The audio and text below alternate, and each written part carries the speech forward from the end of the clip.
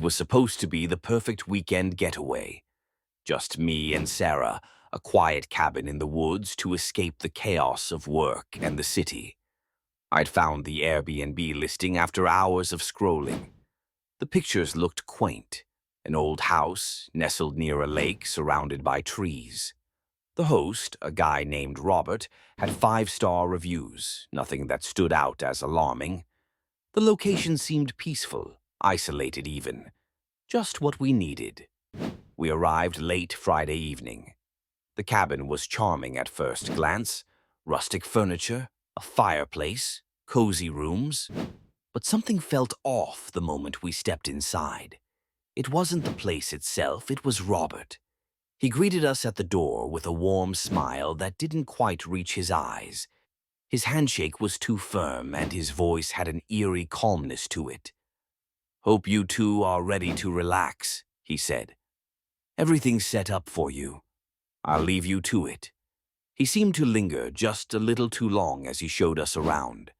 He mentioned the hiking trails nearby, the quiet of the area, and how he'd once lived in the cabin with his family, but now he was the only one who stayed there. It all seemed normal, but there was a strange discomfort in his presence. Sarah noticed it too. "I'll grab the bags," she whispered to me when Robert left us alone to unpack. "He's weird, right?" "Yeah," I agreed, but I didn't want to make her paranoid. "He's just socially awkward." That night, we had a quiet dinner by the fire, but the feeling of being watched didn't leave me. I'd catch glimpses of Robert standing in the window of the cabin across the yard. His eyes would always meet mine, and then he'd disappear. It wasn't enough to confirm anything. It could have just been me being jumpy, but I felt the hairs on my neck stand up every time. Around midnight, we decided to go to bed. But just as I was drifting off, I heard a soft knock on the door. My stomach sank. I got up, peeking through the peephole. It was Robert, standing there, his face partially obscured by the darkness. "Is everything okay?" he asked in a low voice. "I thought I heard something. Just wanted to make sure you were safe." "Yeah, we're fine," I said, trying to keep my voice steady. "Thanks for checking in." He nodded slowly, his eyes lingering on me for a moment longer than I was comfortable with, before turning and walking away into the woods.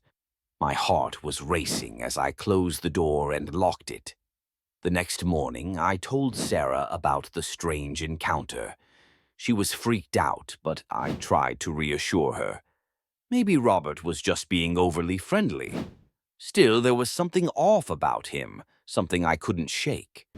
We decided to explore the area that day, but as we hiked, I noticed something even stranger.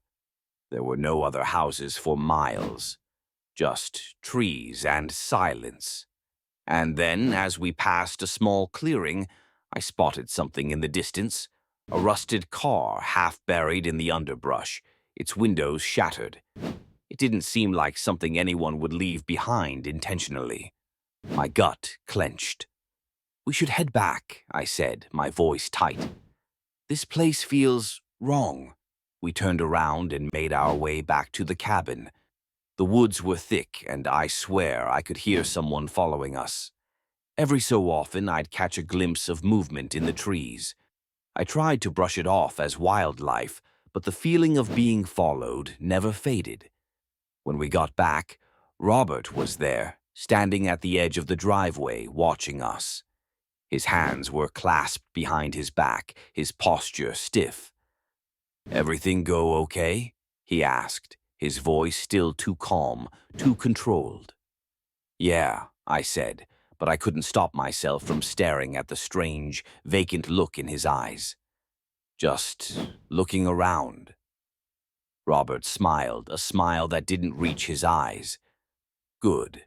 Just make sure you stay close tonight. The woods can get a little unpredictable." The rest of the day was uneventful, but I couldn't shake the feeling that something was horribly wrong. When night fell, the feeling intensified. We sat on the couch, watching TV in silence, both of us glancing nervously at the windows. That's when I heard it, the soft sound of footsteps approaching the door. My heart stopped. I motioned for Sarah to be quiet, and we both listened. The footsteps paused. Then there was a soft scratch at the door, almost like fingernails dragging across wood. I slowly got up, moving toward the door as quietly as I could. I peered through the peephole and froze.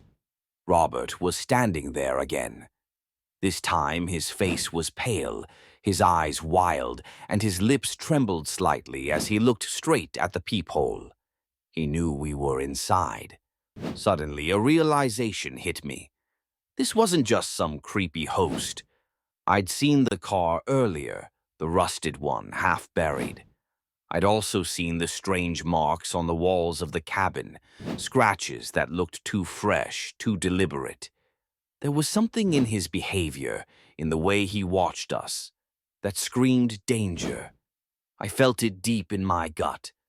Robert wasn't just a weird guy. He was something far worse.